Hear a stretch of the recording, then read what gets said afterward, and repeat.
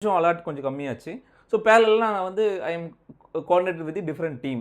So இது வந்து எனக்கு ரீரூட் பண்ணி குடுக்கணும்.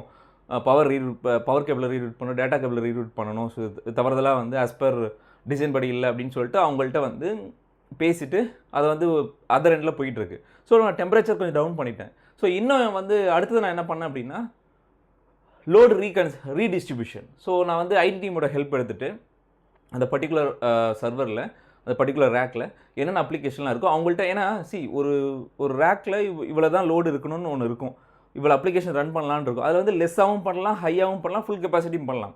ஸோ என்னுடைய என்னுடைய குட் லக் என்னவா இருந்ததுன்னா, அவங்க வந்து ரொம்ப அதிகமான ஒரு அப்ளிகேஷன்லாம் ரன் பண்ணிட்டு இருந்தாங்க. ஸோ அவங்க என்ன பண்ணிட்டாங்கன்னா, நான் இதுமாரி சொல்லும்போதே எனக்கு கொஞ்சம் டைம் எடுக்கும். அதுவரைக்கும் நீங்க வந்து ஏதாவது அப்ளிகேஷன மூவ் பண்ண முடியுமா?